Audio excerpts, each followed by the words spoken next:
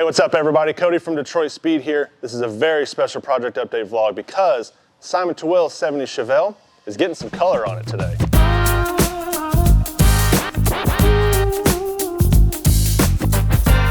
So Zach and Hoff are doing the final prep work on Simon's Chevelle in the paint booth, so we'll go check in then with a minute. But first, we're gonna check out all the assembly work that Andrew's been doing on the frame. Before we do an overview of Simon's frame, I want to introduce everyone to Andrew. How you doing? Andrew has been with Detroit Speed for about 2.5 years now, Yep, correct? almost 3. Almost 3. So Andrew started in the manufacturing side doing control arms, fabrication, welding, before he moved over to Gear FX, where he did all of the 9-inch housings and 12-volt housings over there. He's now joined the project shop doing final assembly work along with some fab work as well. So what have we been doing to the frame here? The differences we have done from the last time you've seen it is we've installed a rear frame plate. It's an 1/8 inch thick. It's welded top and bottom all the way around. It has our rear coilover mounts up top. So this is getting a 9-inch, correct? Yes. He has our 9-inch Extreme Quadrolink housing with these giant 14-inch 6-piston brakes, front and rear. God, those things are massive. Yeah. And of course, these are Bear with a nice DSC DSC branding on there. Super cool. He needs all the stopping power to handle the 800 horses he'll have under the hood.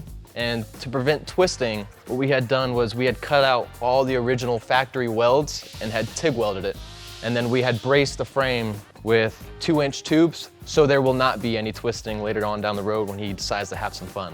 Yes, these kind of support is like a, I guess has like a subframe connector would on like a first-gen Camaro or something. Yeah, yes. Nice. Rigid the chassis up. Yeah. And then here in the front, we have our 595. So on the 595, we had installed our upper and lower control arms with our 2-way adjustable front coilovers and our splined sway bar. So in the front, for shoes, he has these beautiful forge lines, 19s in the front, 20s in the rear. The fronts are 295s by 35 ZR19s, and the rears, he has some meaty 345s, 30 ZR20s. So they are wrapped in Michelin Pilot Sport 4Ss. God, these things are huge. So at the moment, I'm working on centering the caliper onto the rotor so we don't have any brake rubbing issues, so they apply brake pressure evenly. And then after that, we plan on sliding the 9-inch gear in and starting to button her up. Do you know what the gear ratio is that we're going in? It's a 370. 370? Nice, cool. Yeah, that'll work well with the, I know if you've been following, you know this is getting a big block, not an LS. So this is gonna be your tried and true. She's gonna be a fun car. Yeah, this is gonna be a really cool car. Yes. All right, now we're gonna talk to my second favorite fabricator. Second? Love you, Bruce. He doesn't even know how to weld. He welded all this? Nah, it's fake, it's braze. Yeah.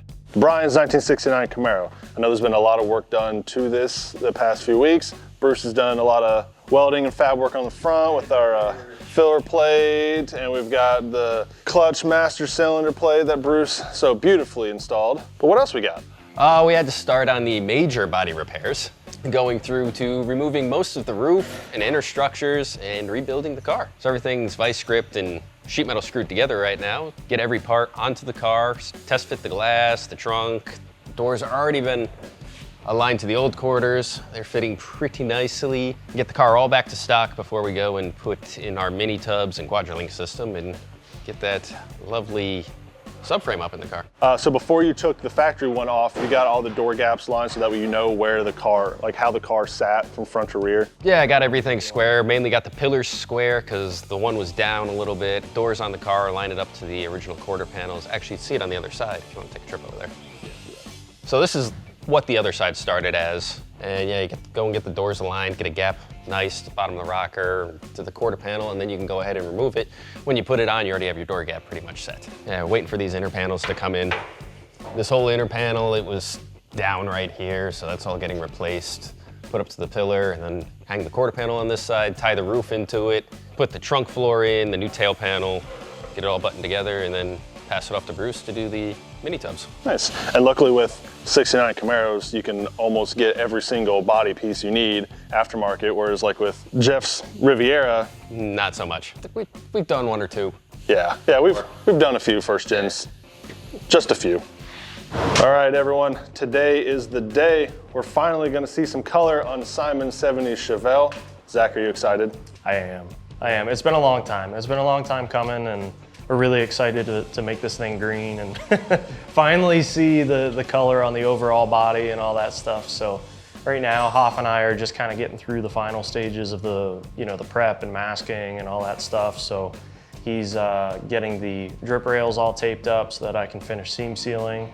And then after that, we should be able to start sealing it and painting it. Nice. And then you're also going to do the black stripes as well too, right? Well, yes. I guess on this, it's really just going to be the one part right there. Yeah, you got to mask the whole car off just for that little section. But yeah, what we'll go ahead and do is we'll get it sealed, get it painted green tonight, and then we'll let it sit until tomorrow morning, mask off for the stripes. It's getting black SS stripes, so we'll spray the black. And then once that's dry enough, we'll go ahead and spray probably 4 or 5 coats of clear on this thing so that we have plenty to sand down after it's all dry. Nice. This is the best part in my opinion, because then we start to see the car actually come together. Because with Andrew working on the frame and putting everything together, and then once we actually mate the painted body to the frame. Yeah, and this car's got a really cool color scheme, you know, so if you look at the Chevy orange engine block, and it's kind of got the old school valve covers, we should have the bumpers back soon from advanced plating, so those will be back. Nice chrome, you know, fitted but not super flushed out bumpers, so it's still gonna have a very classic feel to the car overall. And then obviously the green, you know, it's a really neat color. It's got 3 different colors of pearl in it, and honestly, like every light you take it in, it changes. So we'll spray it in the booth, it'll look one color, you take it out in the shop, it looks another, and then you take it out in the sun and it pops like crazy. Like it totally transforms out in the daylight. So super excited to show you guys what it's gonna look like. Now you've already painted a few pieces, right? Door hinges, the bottom side of the trunk lid. Yeah, so we'll take a look at those. But yeah, every angle you look at the bottom side of that trunk lid, yeah, it changes in the light. Yeah, it's crazy. It's gonna do a lot of really cool stuff. It dances like I like to say, you know, it dances outside in the sun. All the body lines and everything are gonna look super neat. Cool. Well, next time you see this, it's gonna be painted.